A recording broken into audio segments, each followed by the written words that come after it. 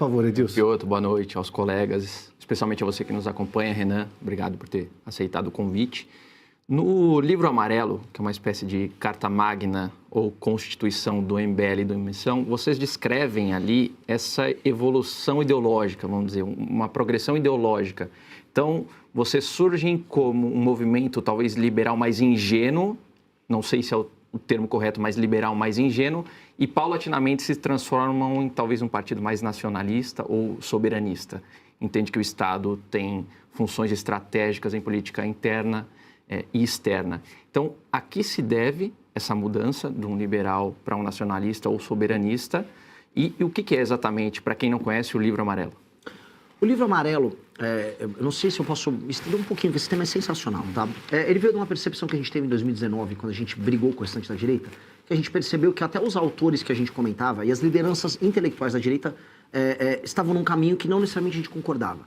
E aí a gente via autores estrangeiros com livros não traduzidos para o português. A gente via que as próprias intuições que a gente tinha, ou as próprias experiências que a gente tinha em mandatos, não batiam com o que a gente defendia em termos, vamos dizer, dogmáticos ou termos intelectuais, vamos colocar aqui. Vou dar um exemplo. A gente falava muito, temos que ter vouchers em escolas. Aí eu conversava com o prefeito, falava assim, gente, nenhuma escola privada vai querer colocar uma escola na favela. Você vai precisar de uma escola pública, você vai precisar de uma polícia ali perto.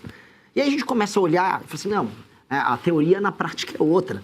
E a gente começa a ver os problemas reais do Brasil que não se adaptam necessariamente a uma caixinha ideológica de uma doutrina que a gente defendia naquele período, que é uma doutrina muito americana. Vamos colocar aqui, um movimento liberal / libertário com um pendor conservador, algumas pessoas vão chamar de neocon. A gente falou, vamos fazer uma ruptura com isso, vamos criar uma direita essencialmente brasileira, que leia autores brasileiros e que leia vanguardas do que está acontecendo no mundo todo em termos de direita. Com base nisso, vamos criar as nossas propostas do Brasil? Vamos. E aí isso veio a discussão do Livro Amarelo, e a gente trouxe inúmeros jovens de áreas diferentes para criar grupos de trabalho e começar a pesquisar sobre isso e criar, primeiro, um grande diagnóstico e depois as propostas. E a beleza do Livro Amarelo, são 6 fascículos que saíram, é que isso permitiu que a gente fosse evoluindo. Então você tem um fascículo do Livro Amarelo que está discutindo o que a gente, discordando do que a gente falou no fascículo anterior. Porque depois ele vai ser transformado no Livro Amarelo, que pretende ser lançado agora em junho, que será, na verdade, minhas propostas de campanha para o Brasil, onde isso já é maturado, onde a gente participou de discussões, debates, né? Muitas lideranças nossas foram em debates na internet, em faculdades, discutir isso, e eu acho que aí matura para a gente ter uma proposta. Esta questão da ingenuidade liberal e da leitura de que nós precisamos, num mundo em crise, ser soberanista, ela é central para nós. Porque a gente tem que perceber, o mundo que permitiu que o Brasil fosse um país desarmado, que o Collor, lembra que ele soterrou lá a construção da bomba atômica comemorando o acordo internacional? Este mundo, que é o mundo da ordem liberal pós-45, não existe mais. A gente acreditou, as organizações internacionais, no pós-guerra um alinhamento ao bloco americano, depois ao fim da história caiu a União Soviética, fez o brasileiro achar que a gente vai manter um território gigantesco, com riquezas das mais diversas, numa boa, como se fosse a coisa mais natural do mundo, e que a ordem internacional ia garantir isso. Não vai. A Ucrânia foi invadida pela Rússia, o Oriente Médio está em guerra, a China quer retomar o comando sobre Taiwan, a América Latina começou a ser vista pelos Estados Unidos, como sempre esteve na doutrina deles, que é uma reserva de recursos estratégicos, da Groenlândia à Patagônia. E aí a própria China começou também a colocar, vamos dizer, suas asinhas de fora, e hoje a gente vive uma nova Guerra Fria, com polos, com focos muito quentes de guerra em todo o mundo. O Brasil, neste mundo, está desprotegido. E questões econômicas vão se mesclar com questões políticas. Logo, vale a pena... Antes eu falava, privatiza tudo, privatiza a Petrobras. Será? Será que a gente tem que privatizar a Petrobras? Eu vi um pré-candidato Zema falando que ele resolve questões fiscais privatizando a Petrobras. Não concordo com isso. O mundo que fala em terras raras, está falando em petróleo, com os Estados Unidos gerando guerra, que faz preço e pressão inflacionária nos adversários deles na área do petróleo, porque petróleo gera pressão inflacionária, no mundo desses ter e controlar suas próprias reservas de petróleo e ter as suas operações de refino, faz sentido, porque não é mais o mundo das fronteiras abertas do mundo pós-45, é um mundo cada vez mais em guerra. Então a economia e a política andam juntos. Então certa ingenuidade que a gente tinha, tem que ser colocada para trás. Até porque o primeiro a abandonar a ingenuidade, só para avisar todo mundo, são os Estados Unidos. Os Estados Unidos, o governo americano comprou agora com o Trump 10% da empresa americana de terras raras que comprou a mina lá em Goiás. Então, assim, eles mesmos se adaptam a esse jogo. Os Estados Unidos se adaptam e cabe a nós nos adaptarmos também para o mundo novo. Certas premissas liberais, o Estado enxuto, redução de impostos, diminuição, vamos dizer, do peso do Estado sobre quem trabalha e produz, leis simples e claras, Combate a privilégios, óbvio. Mas a leitura estratégica do todo e o papel indutor que o Estado pode ter na economia, por exemplo, para a gente desenvolver o Nordeste, que para mim é uma coisa central, existe e tem que ser feito. É básico, não adianta a gente fugir disso. Marshall para o Nordeste, alguma coisa nesse sentido. Desesperadamente. Nesse aspecto, você falou em soberania. Em algum momento, há uma atitude positiva do atual governo, do governo Lula, na relação da política externa, em tentar garantir os interesses do Brasil em toda essa discussão? Na verdade, desde que Donald Trump assumiu o governo nos Estados Unidos, nisso ele acerta, talvez?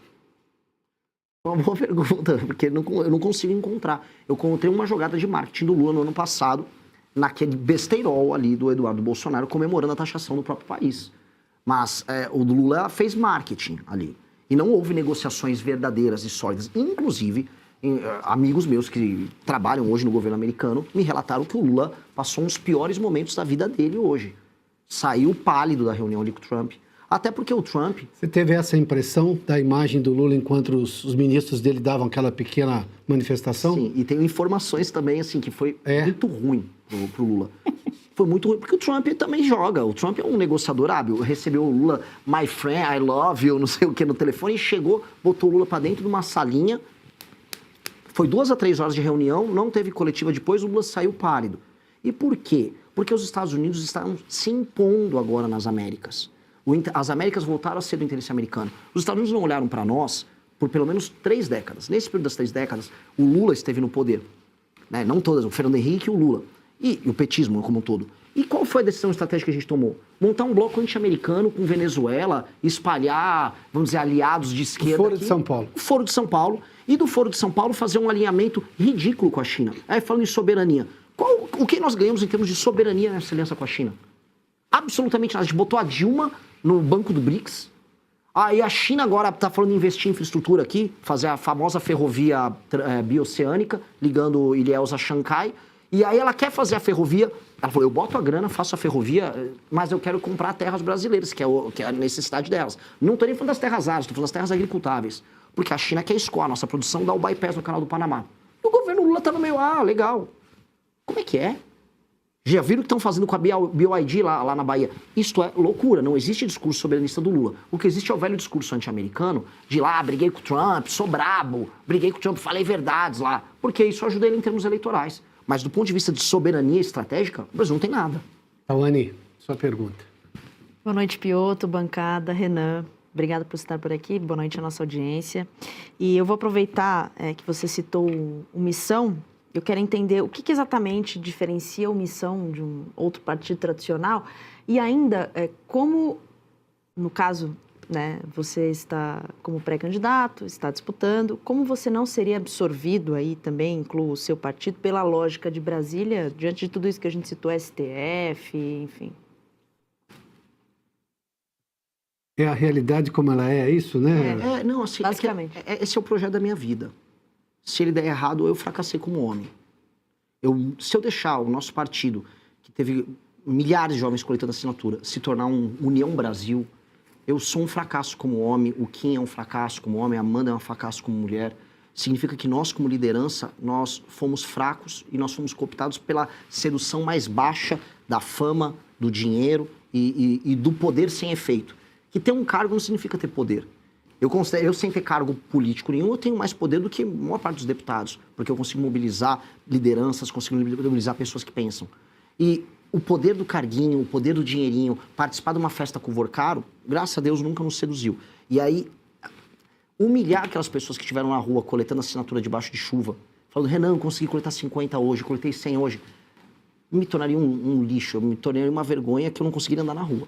Então, vergonha na cara, pura e simples. E do ponto de vista institucional, existem poucos partidos no Brasil, existem legendas. Eu falar que o PSD do Kassab, que em alguns lugares é à direita, em outros lugares é à esquerda, e nos outros, na maior parte dos lugares não é nada, aqui não é um partido, é uma legenda que ocupa uma função cartorial de permitir que pessoas concorram em eleições. Partido que tem programa, nós, Partido Missão, PT tem programa, o PSOL tem programa, eu poderia citar aqueles nanicos, o PSTU, que é trotskista, etc., mas meio que não conta. Talvez o Novo tenha um programa, ou construa um programa, está na hora de construir, e os demais são legendas. Eu não consigo ver outros que têm um programa. Claro, um dia havia os verdes, né? O Partido Verde se propunha a ser uma coisa que na Europa tinha, que era o partido... Mas hoje ele é só uma linha auxiliar do PT mesmo. Então, na prática, assim, ao ter um programa e ao topar perder pelo seu programa. Porque assim, ó, a gente tem que entender como é que é a cabeça do nosso adversário direto, que é o petismo. O petismo topa perder pelas suas teses. O petismo, raramente você vai ver ele abandonar suas teses centrais só para vencer uma eleição. Mas vale lembrar que o Randolph foi já líder dos caras pintadas na era Collor. Né? Foi o... Lindbergh. O Lindbergh.